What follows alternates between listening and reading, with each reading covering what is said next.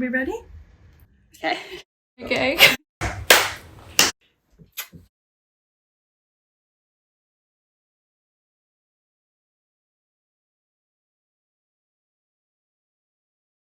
How do you, if you feel comfortable saying, identify? Lesbian. Lesbians, for sure. I identify as unlabeled. I'm bisexual. Gay. I'll use lesbian as well. Like a lesbian. Bisexual. Bisexual. That is gay. As pansexual. I'm an ally and I have 2 mums. As a lesbian. A queer and bisexual woman. Do you feel that there is an accurate and much representation of queer women, particularly sapphic and lesbian women, in film? There is some representation, but I don't think a lot of it is entirely accurate. I find most of the stories that are being written not written by people in the community. It's very generic, the kind of narrative that's being told. Also, it's always more about them being gay. It's not anything that makes people any different. So why are we focusing in on that? That can be a part of someone's life, but it doesn't need to be their identity as a whole. Yeah. I personally don't think there's much representation of queer women in film, and the representation that we do have is not accurate. There's a lot of toxicity portrayed, and it's made to be very sexualized and unhealthy looking and unnatural. We are very much kind of always a supporting role, or if they are the main couple, it's getting cancelled, which is fantastic. It has 1 season, they're nah. Throughout most of history, there was this belief that lesbianism didn't exist. That still echoes throughout this world today. There is a lot of content that does have queer women, but they are never the leads. No. I feel that there is very minimal representation of lesbian women in film, and any representation that there is pretty inaccurate, or it's almost just exaggerated. It's oh wow, this is something really different when we should just be viewed as the same as anyone else, No, I really don't. I think it's super rare. There's started being more representation of gay men, just in the past 5 years. You can really go through all the films with lesbian representation quickly, and you've watched all of them, and then there's nothing more. I don't feel like there is enough representation, and I don't think that the representation we do have is accurate. I think that a lot of the representation we do have is very surface level or very sexualized. I definitely think it's getting better. Earlier it was so male gazy. It's not even funny. I think there's definitely been an increase of queer representation in film. However, that representation has focused mainly on queer men and gay relationships. There's been a bit of a lack of sapphic relationships being represented, or when they are represented, it's quite reductive. I definitely would say no, that there's not a lot. In terms of the accuracy of those depictions, there are some that are done well. And again, it's interesting to say some, because you're already looking at such a small data pool. A lot of that has to do with the fact that we live in a capitalistic, patriarchal, misogynistic society. And obviously that's from my viewpoint as a queer POC person. Do you think that it's important to have LGBT people as part of the writing process and part of the cast and crew in film? 100%. And when you do watch a film or see a film made by someone who is not queer, you can really tell. It's really important to have members of the community that's being brought to light in the team, so that you can get an authentic and accurate representation of the experience. Someone who's actually lived it. They've lived the discrimination. They've lived being a minority. They've lived maybe disapproving family and friends. It's a very different experience having actually lived through it yourself. When you include people who are a part of the community in the creative process, it just makes things more accurate, and there's no reason for why they shouldn't be included.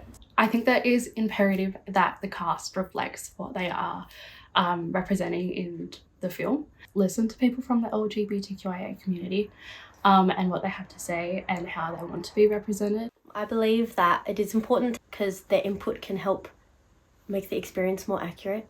It is vital to have that sort of presence involved in the writing and the creation and the cast as well, to bring the humanity of it to life and not just the stereotypes. I concur. Yeah, it's so important because like diversity matters, representation matters so much. If you don't include queer women, you're missing out on an integral part of that community. And in general, if you want to tell stories about a group, you have to include that group, otherwise you don't get an authentic story. And it's as simple as that. You can't really speak to the core of something unless it's a lived experience you yourself have experienced. Doing so won't bring justice to the storytelling. How do societal attitudes and perceptions around queer relationships impact the grieving process for queer people and sapphic or lesbian women especially? It's the same process as if I was, straight or something, because of our perceived hookup culture. Stereotypically, like, it should be easy, but it's not like that, and it feels very invalidating of my own experience and my own heartbreak. I believe it would be quite isolating. And then there's the thing of if you are religious, and obviously that can be a huge component in the grieving process for a lot of people. A lot of people in my family and that I know of, it is like it's the funeral at the church, we all sing the hymns, and it's that whole kind of final goodbye, but it's beautiful because they're going to heaven, so it's okay. But that's not the case if you're gay. I've literally had a priest tell me in a confessional, my confessional, so I'm allowed to tell you, that I will be condemned to hell. Queer people, having grown up on the outskirts of the world, bond to each other so fiercely. That mourning process can be so challenging and so gut-wrenching, because not only do you feel a lack of connection to the rest of the world because you're growing up so different, but then you've lost that one person that you feel the most connected to. Above the whole, so many people aren't out. And if they can't out, they can't grieve publicly because it is such an external thing. So they have to grieve internally, and that can cause all kinds of not only emotional issues, but health issues. I'd say it's a lot more difficult because even your peers may not be as validating of your experience, but certainly society is not going to validate your feelings losing a partner, because they don't even validate your feelings of loving that partner to begin with. People have less sympathy, or less empathy at least, for what you're going through, and there's less people available to you to really empathize with that specific experience of grief. It can severely limit people's ability to express themselves and be able to process things properly when a lot of our community is shunned. You feel like you can't outwardly talk about it with everybody, like especially if you're not out. Like I remember when I had a girlfriend, my mum didn't know, and I found it really hard going through the process of losing her because I couldn't speak to her about it, and I couldn't speak to my family about it because they didn't know, and I knew they wouldn't understand. The bond between two women or two men, you understand what each other really has to go through. That bond can obviously lead to a more difficult grieving process. There's communities that you can find and people to relate to, but not everyone's going to understand what you're going through. With like normal loss and grievance, you have a lot of people supporting you, and I think when it comes to queer relationships, like Sav said, you're not always going to get that. I think if people aren't viewing the relationship the same as heterosexual couples, like, oh no, it's not a thing, it's like, it's not serious because like they're queer, oh no, it's just her friend or whatever, they're not going to get the support, they're not going to be taken as seriously, like their pain and their trauma. People who are heterosexual and have what is thought as like the default or like the standard way of loving someone, living in a system which is built for you to succeed,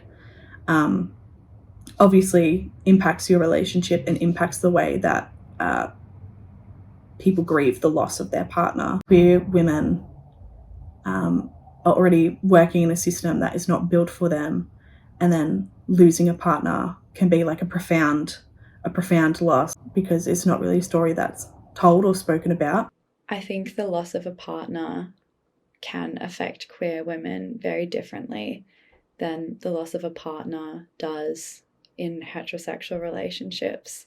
Often sapphic relationships move at a pace that differs a lot from an expected trajectory. Sometimes when things end, that level of emotional complexity and the level of grief that there is after isn't understood by other people.